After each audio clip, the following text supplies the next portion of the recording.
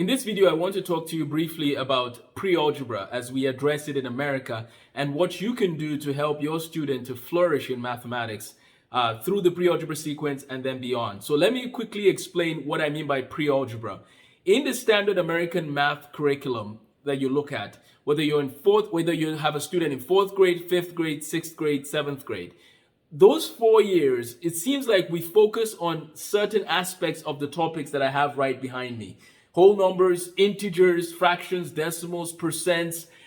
We also have word problems built in there. We have equations, we have formulas. Students learn how to find the area of a circle or area of a square, all these kind of things. And here's what's interesting. I don't know if you've looked at the data, but America is not one of the countries with the best math performance when you compare students from one country to the next. And don't get me wrong, I also have some concerns with standardized testing. I get it. But just from my interaction with students from various countries, right? I grew up in Nigeria, and I did some teaching, a little bit of volunteer teaching in Nigeria after high school. And then also in America, I was a full-time teacher for 2 years. And I've been involved in teaching now for about 10 years through different capacities. And what is interesting is there is something about the approach that we use in teaching mathematics that we have to look at if we want to see more students flourishing in mathematics. And so in my course, I have a course on pre-algebra, and you can look at a sample if you want. If you want me to send you the syllabus and how it's structured, let me know. But in my course, I try to explain to students all these concepts. They have videos, explanations, and one of the things I want them to learn fundamentally is the patterns they need to make the most of each one of these topics. So it's important that we encourage students to master the content they're learning. See, here's the danger of teaching the same material several years in a row. One of the dangers is that a student could say, well, I'm going to learn this next year anyways. So if I'm going to learn it next year anyways, if I don't get it now, I'll get it then.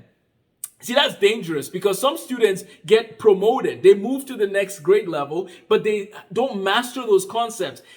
One of the things that you would notice in some countries is that if somebody does not master certain concepts in a certain math class, they are asked to repeat that content, the whole thing, because they want them to master it. Now, we can debate about what you think about that, but I think in America, we've leaned too much to certain realms of feelings. Now, I'm not talking about somebody who has a learning disability. Okay, no, I'm not talking about somebody who, needs a certain curriculum that guides them a certain way, and there's a learning disability that is documented that we're working through.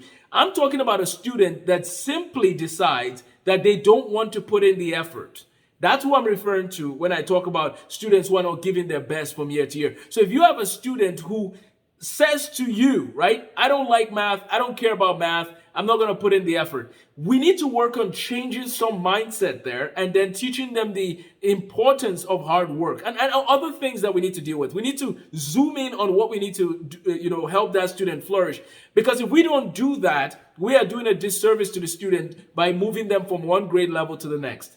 And when you're homeschooling, one of the advantages, and this is a brief note here for the homeschool specific situation. When you're homeschooling, you have more flexibility, of course. And what I would encourage you to do is to find whatever resources you need. So maybe you already have a textbook that teaches fractions, decimals, percent. Well, there are resources online, free PDFs that you can use to reinforce the learning for a specific topic. So we do all we can as educators, parents and educators, to make sure that if we have a student who has not mastered fraction addition, for example, that we give them all the resources, that we give them all the inspiration, so they master that concept. Because in math, if you don't master certain concepts, it will hurt later on. So that's why we need to make sure that our students master the principles. And so in pre-algebra, if a student is diligent and hardworking and has the resources, they can complete what they need in a year and not have to repeat everything all over again the next year or repeat certain parts of it. Instead, they can begin to focus on elements of algebra,